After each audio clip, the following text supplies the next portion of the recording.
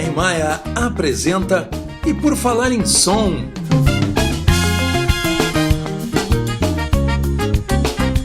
Produção e apresentação de Militão Ricardo. Olá a todos! Sejam bem-vindos à segunda edição do podcast E Por Falar em Som. Seja boa tarde, boa noite, boa madrugada, que horário vocês estejam escutando esse podcast. Vamos para o número 2 e hoje recebendo o nosso convidado, o engenheiro de áudio Rodrigo de Castro Lopes, que também é produtor e que está fazendo um trabalho muito interessante com uma workshop sobre mixagem. Mas o Rodrigo tem uma abordagem assim bastante interessante, como ele vê e principalmente como ele executa a mixagem. Então nós vamos conversar hoje com ele para conhecer melhor essa visão, ou seria melhor esta audição, a maneira como ele aborda o trabalho dele. Tudo bom, Rodrigo? Tudo bem, olá a todos, prazer estar aqui conversando com vocês. Muito bom.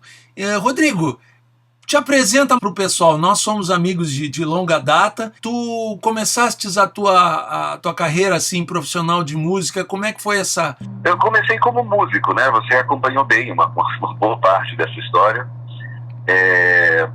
Eu me formei em piano na Universidade de Brasília e depois fui fazendo uma especialização fora. Nessa especialização eu já fui para a área do áudio, já fui para a parte de engenharia de áudio e produção. Então já comecei a fazer essa transição. E, na verdade, eu considero que eu continuo trabalhando com música, só que, em vez de tocar o instrumento, eu faço música agora no estúdio, né? E essa é a minha abordagem, a forma como eu penso a gravação e a mixagem. Mas tu já tens mais de 20 e tantos anos de carreira. Pois por onde que tu passaste? Primeiro eu trabalhei como assistente, como engenheiro de gravação em alguns estúdios no Rio de Janeiro. Trabalhei na Visão Digital muitos anos como engenheiro de masterização. Depois trabalhei na Herbert Fischer, fui diretor técnico. Trabalhei na Polygram, fui gerente artístico, uma passagem rápida, mas foi uma experiência muito rica.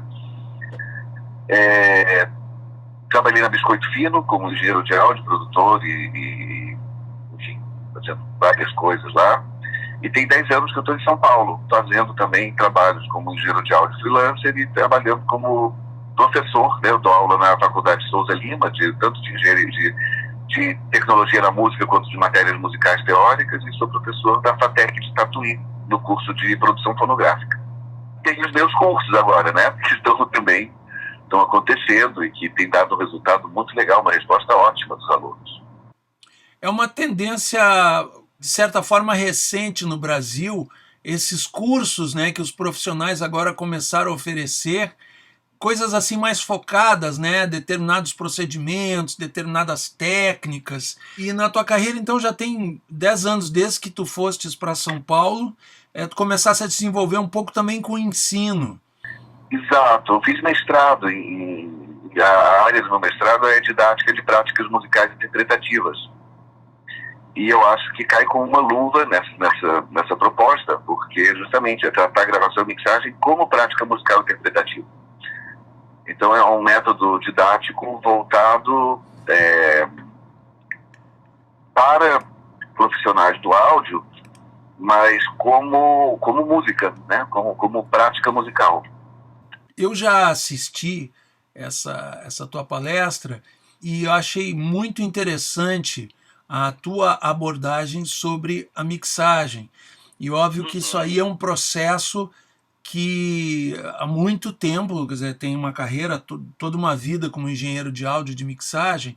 Então, como é que foi se formando essa visão? Porque eu sei que, né, nos tempos de Brasília, tu já fazia alguns trabalhos como músico em gravações, como produtor, começou como produtor lá mesmo, né?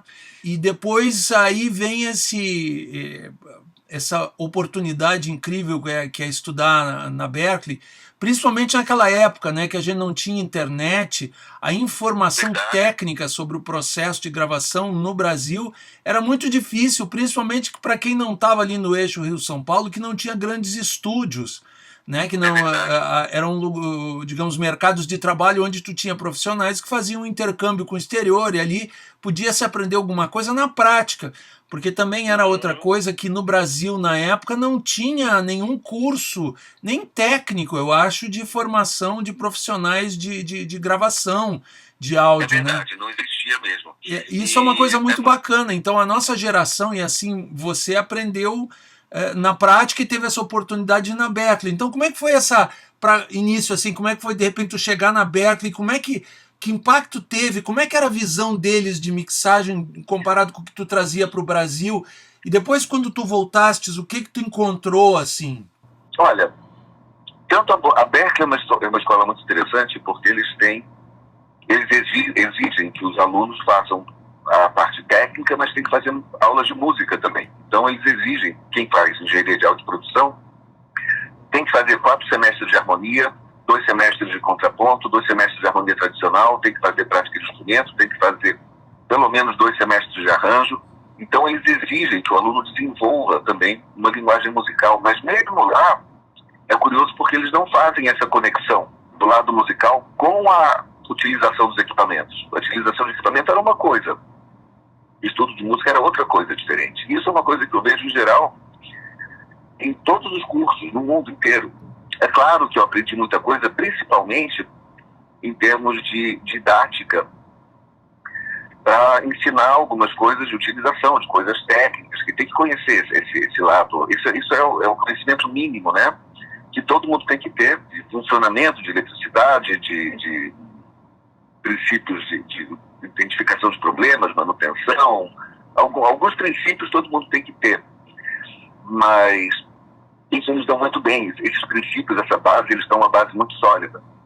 Já na parte musical, eu tive a sorte de ter uma professora de piano fantástica, Nise Obino. Ela foi também, entre os alunos dela, o Nelson Freire, né? Acho que foi o aluno dela que mais se destacou. E ela tinha uma técnica de ensinar, uma didática, que se baseava em pegar a partitura, analisar as estruturas presentes e trabalhar para que no piano a gente tirasse um timbre diferente para cada um dos elementos, de forma que o arranjo ficasse claro. Depois de alguns anos trabalhando como engenheiro de gravação e mixagem, já de repente caiu a ficha que eu podia juntar essas duas coisas. E foi mais ou menos na época que eu estava trabalhando também na Polygram, que a gente fazia análise de discos com o Max Pierre, que é uma figura que me inspirou muito também, foi um dos grandes mestres que eu tive a sorte de conviver um pouco.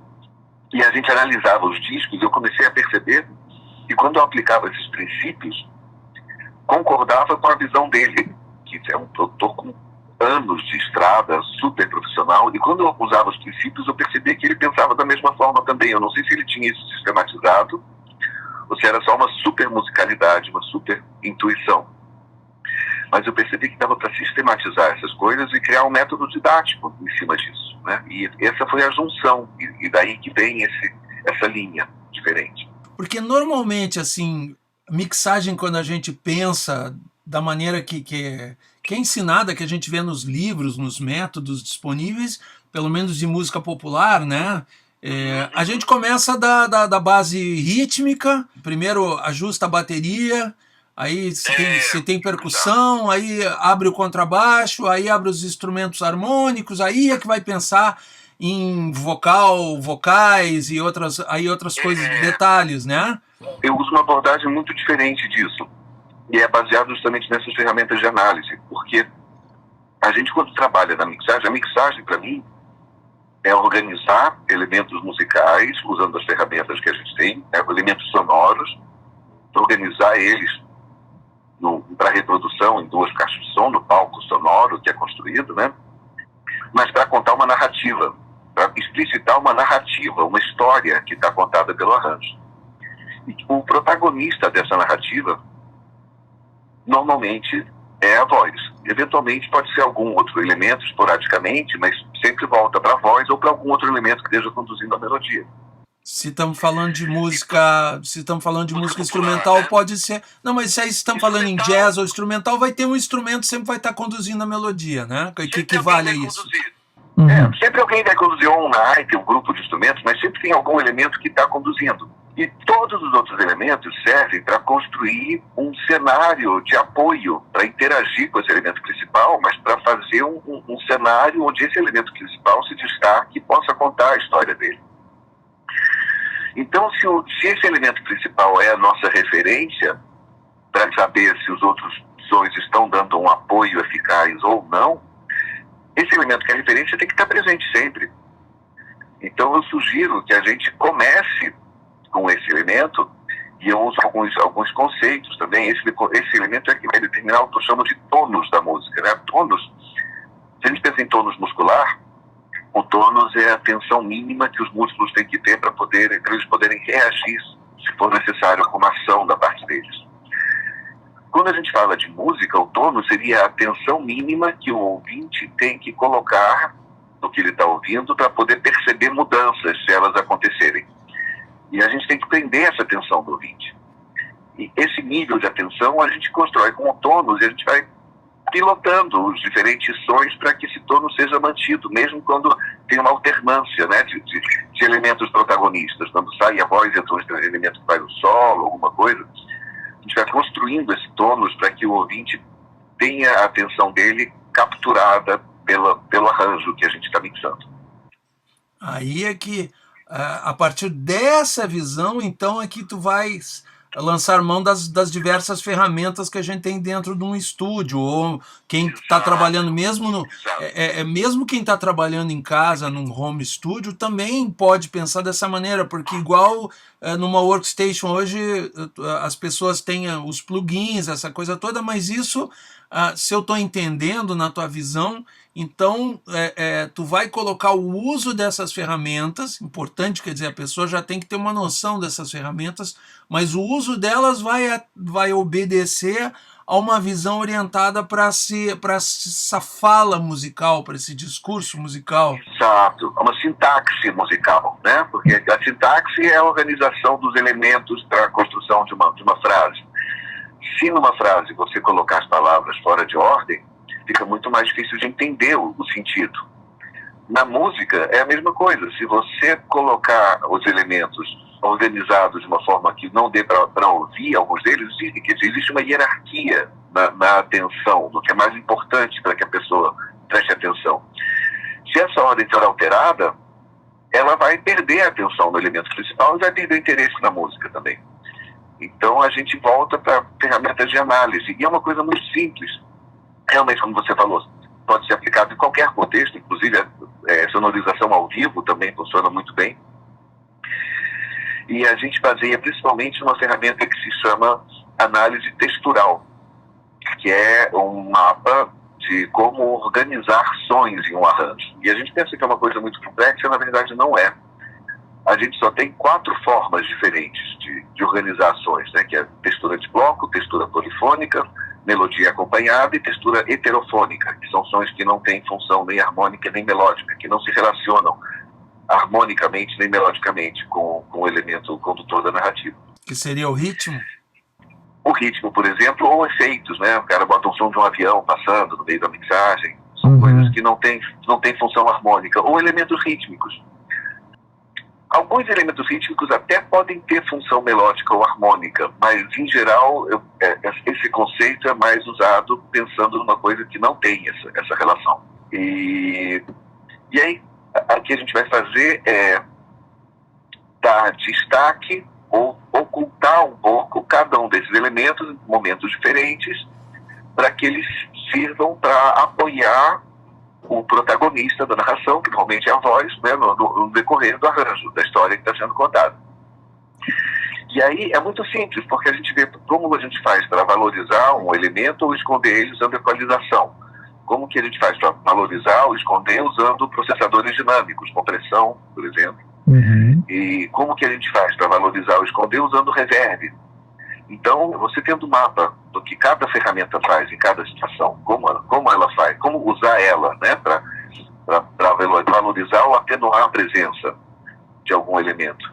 E a gente, o que tem que fazer é dar presença ou esconder um pouco os elementos para valorizar a narrativa, está pronto o mapa para mixagem. Está tudo claro ali, o que é para fazer em cada um dos sons que estão acontecendo. Eu estava pensando aqui, eu atualmente leciono produção de áudio em nível básico para alunos de um curso de multimídia que justamente estão produzindo vídeos, estão produzindo animações. Na verdade, eu acho que esse pensamento que tu trabalha dentro dos elementos musicais, ele de certa forma também se aplica, né, na mixagem da trilha de áudio, né, de um filme, de uma animação, até de um game hoje em dia, porque existe sempre um elemento que está, eu chamo isso, na frente do palco contando a história. Eu acho que seria isso, né? Não dá para destacar, eu pensei nisso que tu falastes agora, que não tem como todos os elementos estarem em destaque ao mesmo tempo que tu confunde o ouvinte, né? Então no filme também, né? A gente só consegue prestar atenção em um elemento de cada vez, no máximo 2. A 3 a gente consegue acompanhar, mas ouvindo só um de cada vez. Até 2 dá para acompanhar. Mais do que isso, o cérebro não consegue processar. Realmente, a gente dá destaque para 1 ou 2 elementos, no máximo, o resto é tudo cenário. Deixar as coisas de uma forma que a gente consiga entender o que está acontecendo. Essa workshop já tem feito isso em outros lugares do Brasil? Sim, já fiz em Brasília, fiz em Goiânia, fiz no Rio, fiz em São Paulo, fiz na Argentina, fora do Brasil também, fiz em La Plata. Já estou circulando com esse projeto, tem algum tempo. Fizemos em Porto Alegre, né? Já fizemos em Porto Alegre uma vez também.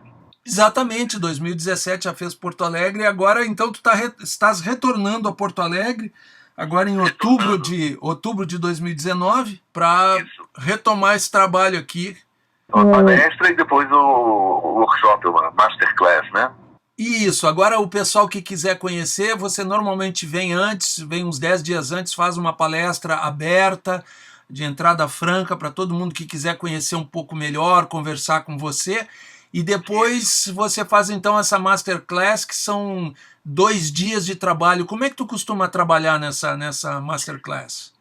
O primeiro é aula teórica, eu explico tudo que vai ser feito, e depois é uma gravação prática. A gente vê na prática tudo que foi discutido teoricamente.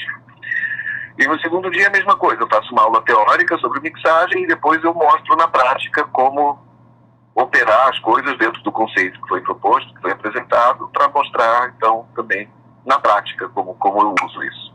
Então isso acontece dentro de um estúdio fazendo uma gravação? É totalmente dentro do estúdio, inclusive as aulas teóricas é interessante porque a gente tem condições de mostrar na prática. Qualquer dúvida que tiver, a gente pega o equipamento e mostra. Não no contexto de estar usando já no trabalho, né? É o que eu chamo na música, que a gente estuda técnica pura, estuda técnica aplicada e depois a gente toca, né? A mixagem é quando está tocando. O estudo que a gente faz no estudo é como se fosse a técnica aplicada. A gente pegar contextos específicos e trabalhar com as ferramentas nesse contexto com uma função de aprendizado, de mostrar como funciona. Para o pessoal que quiser, não é um negócio que vai ficar sentado o dia inteiro ouvindo coisa, vai acompanhar de perto, inclusive participar na gravação, né? Claro, sim, e até as aulas teóricas é muita coisa de percepção, de teste, a gente vai usar, eu falo que é teórico porque eu estou explicando a teoria por trás. Mas é tudo prático, é tudo mostrando as coisas, é tudo com as mãos na massa, sempre. Ah, isso é bacana, o pessoal aprende fazendo. Exato, é a melhor forma de aprender. Então, uma última curiosidade, nós já estamos chegando no final aqui do nosso programa, essa trajetória profissional aí te levou a ganhar 2 Grammys, um Grammy latino e um Grammy norte-americano como engenheiro de áudio. Exato. Pois é, como é que tu chega? Os 2 foram com a pianista Eliane Elias? Os 2 foram com ela. Os 2 foram com ela e os 2 discos que foram lançados, a gente já fez outros. Estão lançando esse ano, ela está lançando outros discos que a gente fez. Mas os 2 foram indicados também ao Grammy Latino como melhor engenharia de áudio. Eles ganharam como melhor disco de jazz latino, mas foram indicados também como melhor engenharia de áudio. Como é que a tua carreira cruzou com a da Eliane? Porque ela é uma brasileira, mas que vive há muitos anos nos Estados Unidos, né, dentro da cena de jazz Nova York, né? Eu já tinha gravado 2 discos com um violonista brasileiro que se chama Chico Pinheiro. Eu gravei um quando estava na Biscoito Fino, depois ele me chamou para gravar outro disco com ele em São Paulo, quando eu mudei para cá. Acabamos de gravar um disco novo, lindo, que ele vai lançar.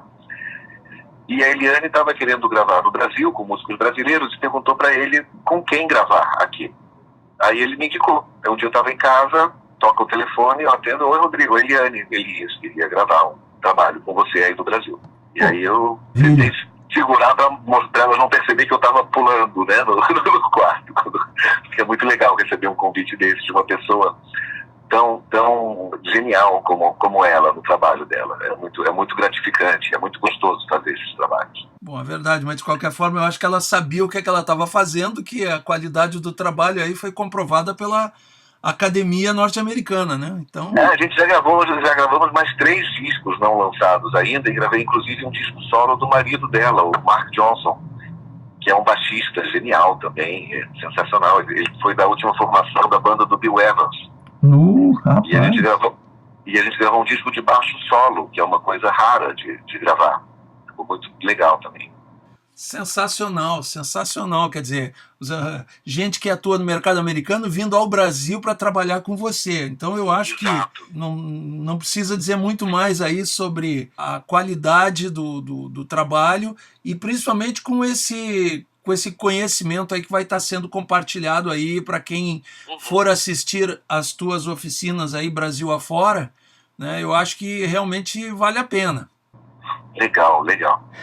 Então, pessoal, vamos terminando essa edição número 2 do E Por Falar em Som, o nosso podcast que fala sobre gravação, produção musical, indústria musical. Hoje tivemos aí a presença do Rodrigo de Castro Lopes, que tem esse trabalho bacana de mixagem, tem uma visão bastante interessante sobre o processo de mixagem, e vai estar aí em Porto Alegre nos dias 12 e 13 de outubro agora de 2019, no estúdio Tech Audio, aliás, agora na Casa de Som Tech Audio, justamente, que está abrindo espaço para o ensino de música, de produção musical. Então o Marcelo Corsetti vai nos receber lá nesse dia 2 de outubro, quarta-feira, a partir das 19 horas. O Rodrigo vai estar fazendo uma palestra aberta, entrada franca, para quem quiser conhecer ele, conhecer o método de trabalho dele. E o pessoal que quiser realmente fazer uma masterclass, fazer um mergulho, uma atividade prática de 2 dias dentro de um estúdio, fazendo uma gravação, acompanhando o Rodrigo, trabalhando junto com o Rodrigo numa gravação e principalmente numa mixagem, para entender na prática como o Rodrigo trabalha, estão convidados aí. As inscrições são feitas pelo site www.artenoaudio.com.br. Ok, Rodrigo? Então encerramos a viagem e a conversa. Deixo o meu abraço aí para os ouvintes todos. E vamos falando. Então tá, muito obrigado, Rodrigo. Um abraço a todos. Até a próxima edição do E Por Falar em Som.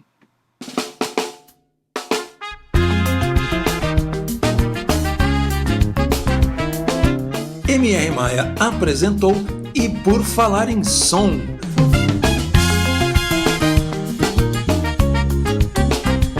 Produção e apresentação de Militão Ricardo.